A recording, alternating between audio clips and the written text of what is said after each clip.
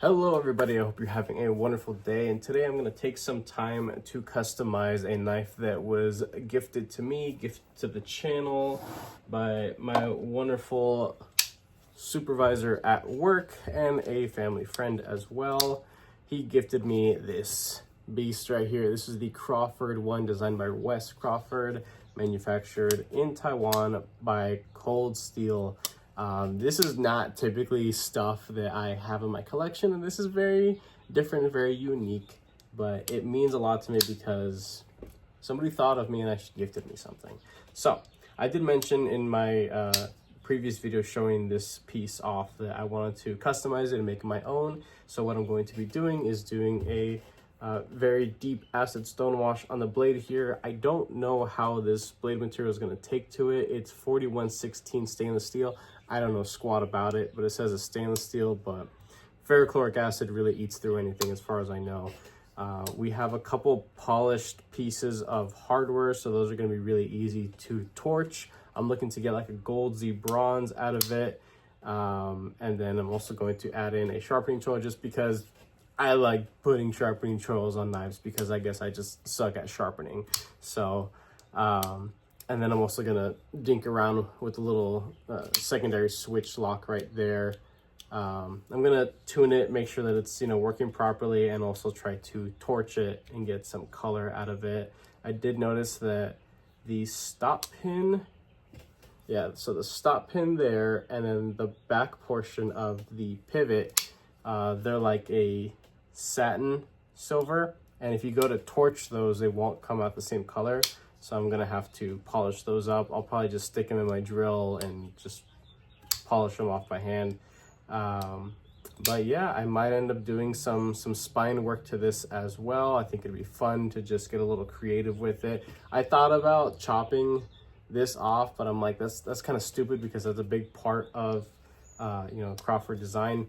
And of course the rather large flipper tab that sticks out there, I'm still considering chopping it just about half and then adding some extra texturing, or at least increasing the traction of the jimping, because it is kind of on the softer side. So I think I might do that. I might chop off the flipper a little bit, just to get some just to make it a little bit shorter. I'll tune up the detent so that it pops a lot harder with less effort. And yeah, so let's see how this thing comes out. All right, so I got this thing apart, and there are a couple little things I wanted to point out that I think are worth sharing. Let me just get everything together. Probably should have done it before I started recording, but it's not a big deal. All right, couple things. This thing is buttery smooth. Right out of the box, butter. It's a foldable stick of butter. That's what Cold Steels are, as far as I know. That's been my experience, which is a good thing, right? They also run on washers, which is super impressive. But the weirdest thing is I'm taking this thing apart and I notice there's 2 Teflon and 1 phosphor bronze. Kind of weird. And then I noticed, well, the 1 phosphor bronze is actually a lot thicker than the other. So I was like, all right, cool, it's not a big deal, makes sense. But why not just both Teflon, both thick Teflon? I mean, why not? Or how about both thick phosphor bronze? Or kind of like how they construct a lot of their other knives with 2 of each. I just thought it was interesting. Even on a knife as affordable as this, they have a very well executed full D-shaped pivot that is captured through the steel liner here. And just look at how much effort is put into this steel liner right here. Now, it's not perfect, definitely not. There are a couple little crisp edges here and there, even after the tumbling. You can see here, that's a little glint right there. That's crispy. You wouldn't want to run your finger across that too hard. You got a steel detent ball, not a big deal. Would prefer ceramic, of course, but again, not a big deal. This weird little bent finger looking thing is acting as a sort of detent for the slide lock here. And again, I don't know if his lock actually has a specific name. I'm just gonna call it the slide lock. But see the little divot right there and the one corresponding there? As this moves, so technically I can tune this thing to not be so like rattly. All I gotta do is just tweak that little bar inward just a smidge without snapping it, right? And you know what, even if I do break it, it's not a big deal. It's still a solid liner lock as it is. But so I can tune that to have a nice little pop in either or direction. And then I can also tighten down these two little T6s to make it stick flatter to the actual scale itself. So I thought that was worth sharing. And then the backspacer piece, there's two screws that go into it to, you know, hold everything together with, you know, matching threaded barrels that go through as well. But there are these little pins. I wish to see more of this kind of construction on affordable knives. I mean, if Cold Steel can do it, then a lot of other companies should do it too, because I'd rather have 1 or 2 screws to deal with on either side of the body and a couple plastic pins that are molded to the actual backspacer than having like a crap ton of hardware just for a backspacer piece. I mean, not everybody uses a crap ton of hardware and pieces for the backspacer, but I'm just saying it'd be nice to see more of that kind of construction. I know it's like molded plastic and stuff like that. It's a little bit more difficult to do with G10, but I'm sure you can do it with FRN and, you know, this other stuff. All right, so all the hardware pieces that are visually exposed have been torched. Use a MAP gas torch, and I put this beautiful straw color on them. Here is that pivot that was kind of a matte satin finish. I polished it as best as I could. It came out all right.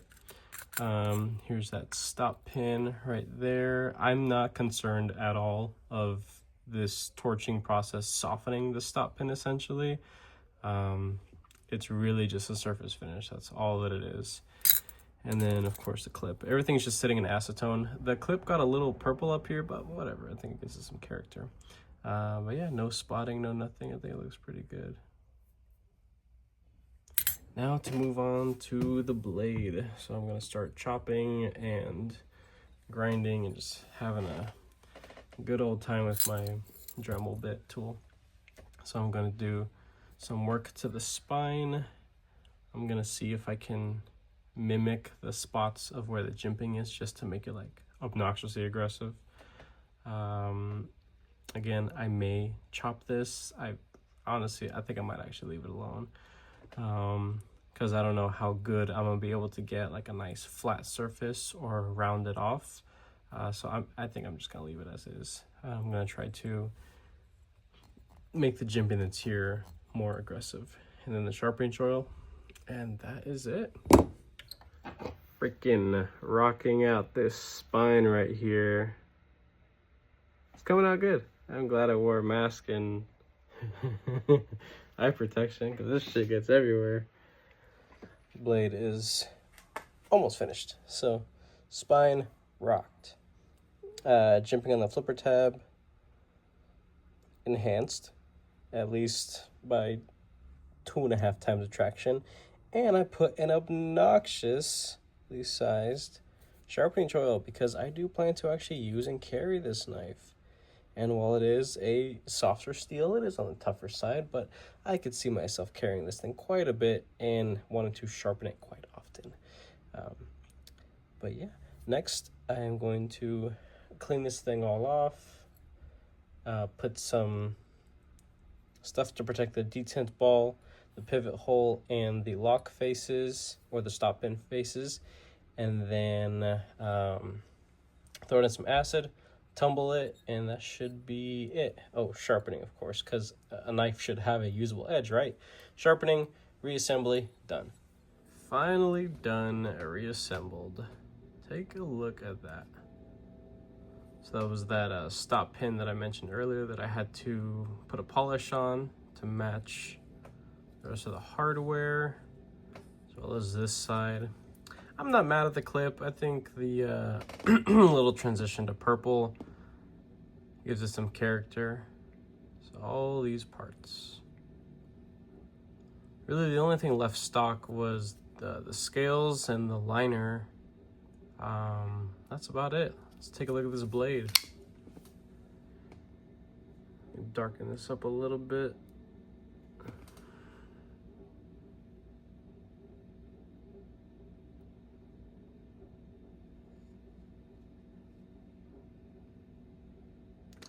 This came out pretty freaking sweet. I'm happy about it. Stoning down there, stoning all across the spine, up this little horn there.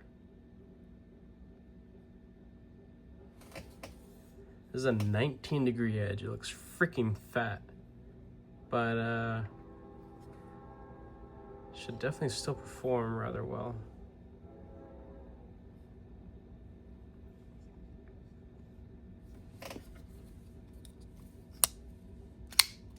So yeah, I strengthened the liner itself, so you can see the lockup is a little bit further over, and as well as this, doesn't tap, doesn't rattle, nothing.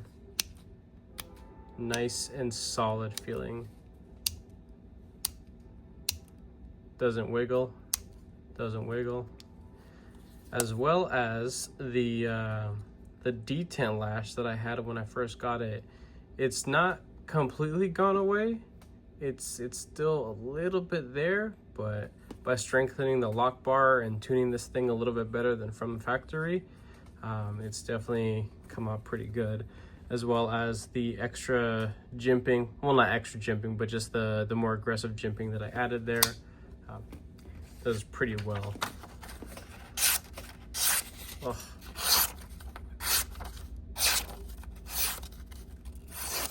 That edge is just freaking beautiful. Let me back this up a little bit.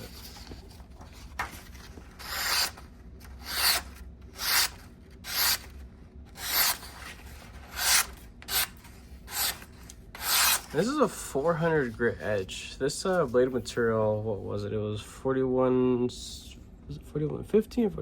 4116.